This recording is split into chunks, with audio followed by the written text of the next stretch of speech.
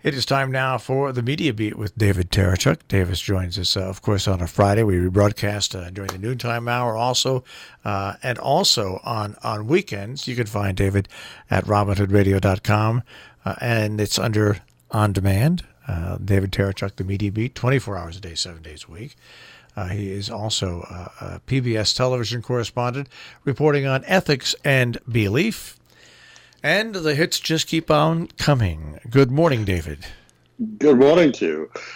Good Friday wishes to you. Passover wishes to you. And Mueller Report Digestion Day wishes to you, too. You know, I got... We're all digesting? Yeah. Well, you know, I got home yesterday, and I put on the TV for about 30 minutes. And I went from Fox to CNN to MSNBC. Very quickly. They were all saying basically the same stuff, believe it or not. And I just sat there and I said, what did people expect of this report? Nancy Pelosi put basically impeachment off the table until the report came out. There was no collusion in this report. Well, they couldn't prove collusion. And what came out of the report were 10 instances where the special prosecutor, or whatever his title was, where they found, hey, this might be obstruction of justice, and he made the right decision. He had no power at all to indict the president. So he basically is leaving it up to the Congress to investigate those 10 charges and see if they want to proceed on that action. Well, I guess there are two options that he's leaving people with. One is that Congress takes action now, or just conceivably, although this is a very long shot, the president could be prosecuted on charges arising from these particular points that the special counsel underlines, the 10 points you mentioned, once he's no longer president. But that's kind of unlikely. The ball is basically in Congress's court now. Yeah. And also, there are an additional 6 investigations going on outside his office. The main one by the Southern District in New York. So, I mean, there is so much wired in here that for people to think that there was going to be just this cut and dry finish, it's never going to be that way with Donald Trump.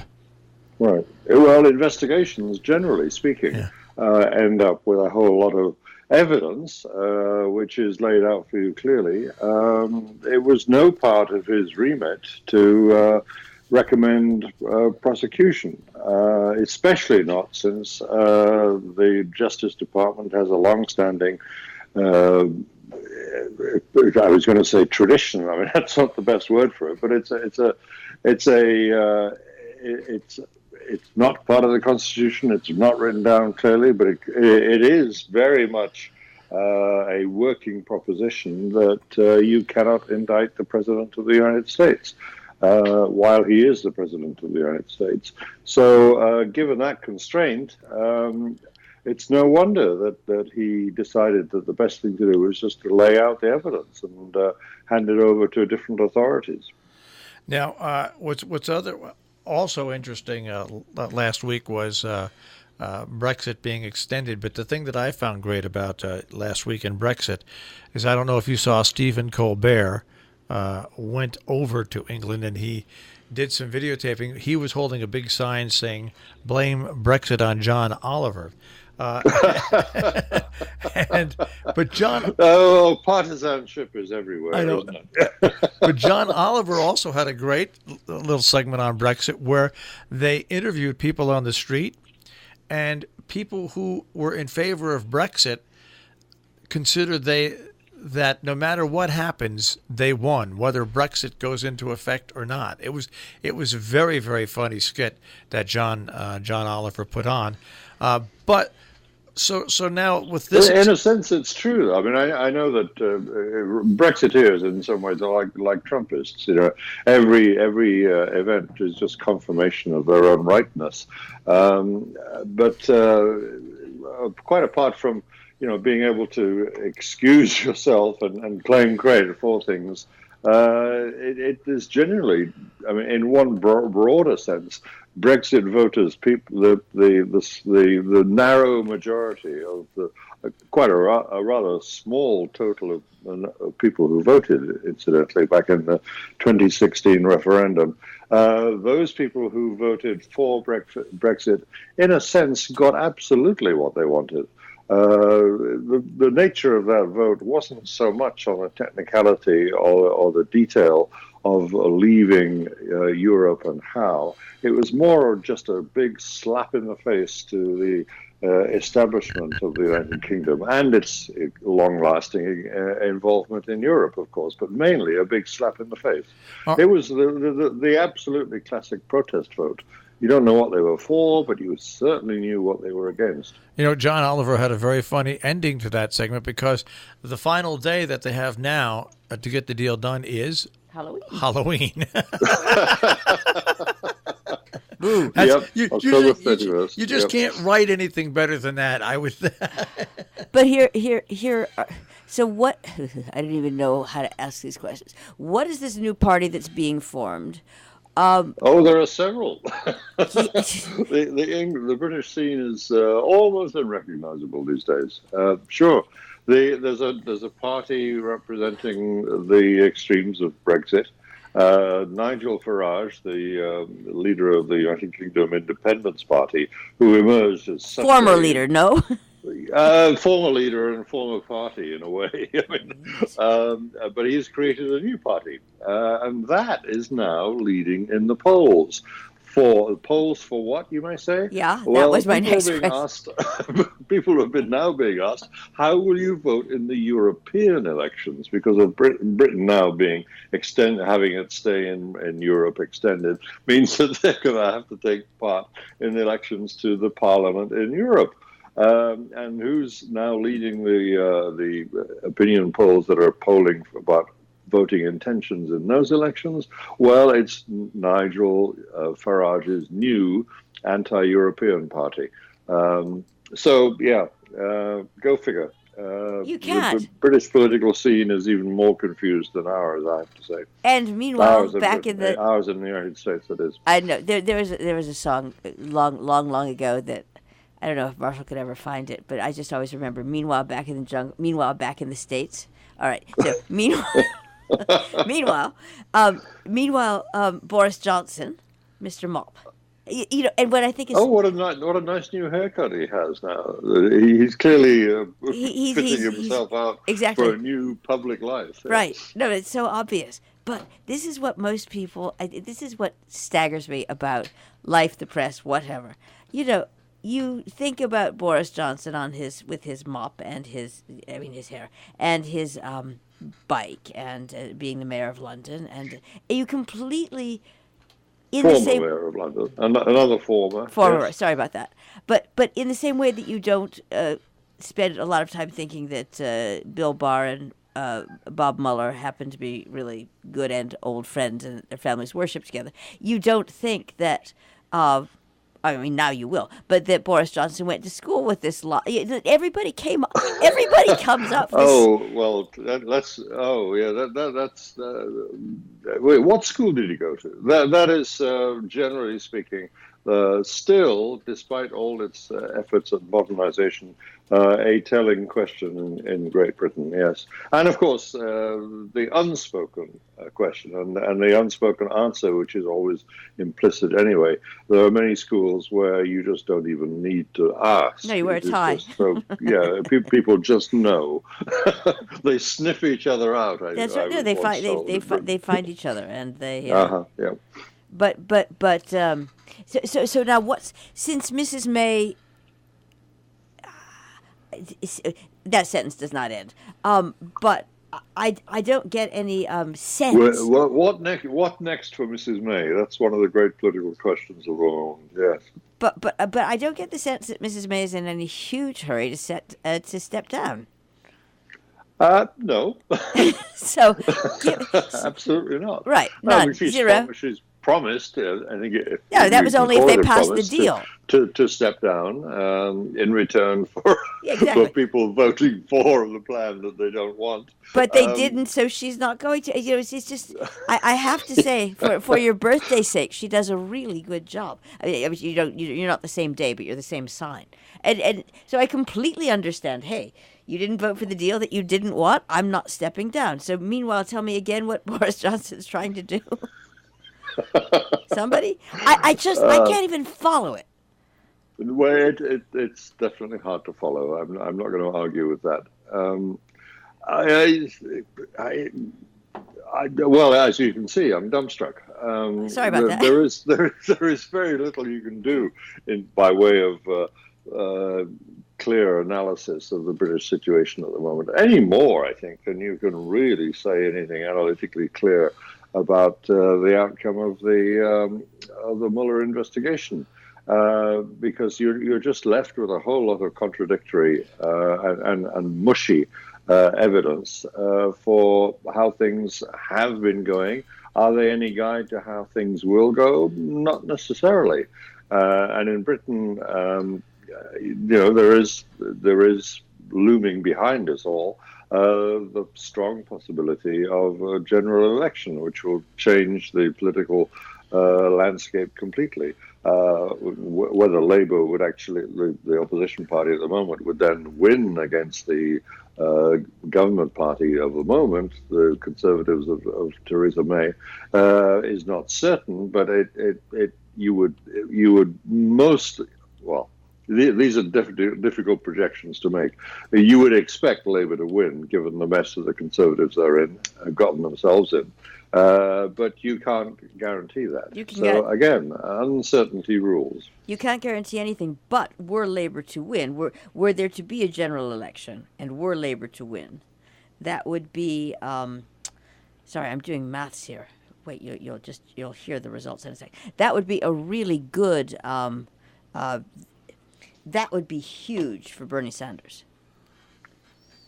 Well, you think so? Will they draw any real parallels? Yes. Oh gosh, absolutely. This country is drawing parallels with Bernie Sanders and Corbyn, and they're similar in a lot of ways. They're also dissimilar in a lot of ways. But absolutely. Yes, it would open up. I think it would open up certain members of the American electorate who would who would also all of a sudden become more easily available to vote for Bernie Sanders. And meanwhile, didn't Biden just announce, or did he? I mean, separately. I'm saying this because he didn't announce yet. Are you sure? Well, he hasn't announced it formally, but sure. I mean, the man's running as clearly as you can run without actually doing it. All right, so and carrying with him still that age question, which isn't quite the most serious question mark over Corbyn in Britain, but it's one of them. Yeah. But I'm not sure. I'm curious that you should say that there's such a straight line of comparison to be made. Well, I do straight lines while everybody else spends time in commercial breaks walking around the garden path. What it would do is it would it would remove an argument from the table. One can never predict outcomes. For some people, yeah. But sure. To some people, it's enough people. I'm not saying I'm not talking about outcome. I'm just talking about right. We don't have to talk about that anymore because XYZ. It clinches what is otherwise. Can't win. You can't. Socialists can't win. It's sorry, no. And then you can debate the fine. I get where you're going. The very notion of socialism has perhaps got some of its foreignness and its peculiar tang in this country of I don't know what it is exactly. I don't know either. It's just it's lunacy. Observation. Yeah. is where we stand with it. It's as if you can't be a socialist in the United States. Which is asinine. Would a socialist winning in Britain make much difference to that? Well, conceivably, I guess. I mean, I see what you mean. But I don't think it would make that much difference to people's voting intentions. No. But I'm not talking about. I'm just talking about you can't even call it a discussion, and the information, you can't use that word either. The daily bludgeoning. It would just it would make a little space in the daily bludgeoning. That space would be filled by some other lunacy, but that at least you wouldn't have to hear that. Just because because the stupidest parallels are drawn all of the time. Now here is the result of my math, and I think this is thanks to Axios on April 17th, and Marshall knows that I'm completely unhinged about this. And it is 2020 presidential election, track every candidate's Q1 fundraising totals. And this is excluding Donald Trump. And by the way, they're good enough on Axios to break down what is actually raised, what are transfers from other funds, etc. But I would like you to guess, Dr. Tereshchuk, I would like you to guess how much money was spent on Democratic candidates in the first quarter. In the first quarter of that'd be January 1st, 2019 to March 31st, 2019. I'm going to hazard a guess and say it was a lot. Oh, that's safe. I'm looking for numbers. I don't have a number for you, but I know you have, so spit it out from Axios. What is it? Well, the Axios didn't do it. I had to do it on a calculator, so I've probably messed this up. Oh, you did? Okay. So what's your total? What's your... 203,715,000. $203,715,000 in one quarter. The campaign hasn't started. It doesn't matter. I was telling Jill, this campaign, last campaign we went through for president, when you included all the primaries and the general election, was the first $1 billion campaign. This one will very easily reach $2 billion by the time it's all done. That's excluding the $30 million for the president, current president. I know, but I'm just saying everything all together, when you include everything, will be I'm once not again arguing close about to that. $2 billion. What I'm saying, because my next question to Marshall is, okay, $203 million, because, we're always trying to run this radio station here, and $203 million in one quarter. Where did that money come from? So even if you slice off, be really generous, dump out $150 million, which is way too much. Just say that that's money that was sloshing around there anyway. And I'm being generous. That's $50 million out of people's pockets. That could go. I mean, America remains the wonder of the world. People, particularly in every country that has anything remotely approaching democracy, are still in awe at the degree to which, with absolute straight faces, Americans can claim to be a democracy and yet acknowledge at the same time the extraordinary power, the overwhelming power of money. In this so-called democratic state, United States of ours. I mean, that is extraordinary. You're right. It breaks my mind. That's the whole thing about this next presidential election is and it's going to be decided. The next president of the United States will be decided by what really the independents do. Democrats are going to keep the 98% support of a Democratic candidate. Republicans, I think, are almost 90% behind the president. The big group of voters are going to be the independents, and I don't break it down by young, black, Hispanic, but independent voters. And the three states that are going to make the difference are going to be Wisconsin, Pennsylvania, and Michigan.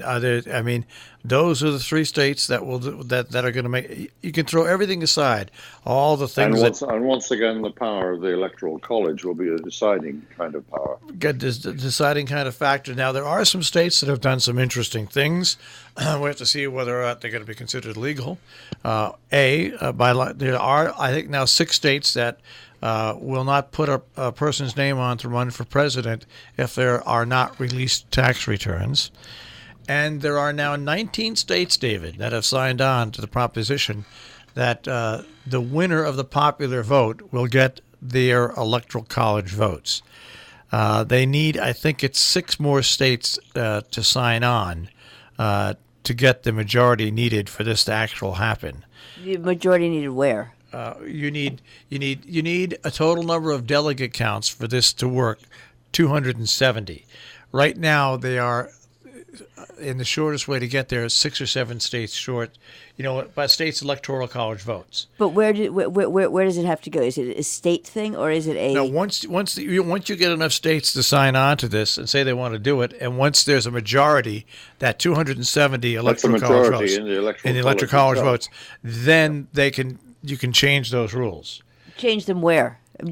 In the House, in the Senate. I see. Okay, so it then has to go in. So.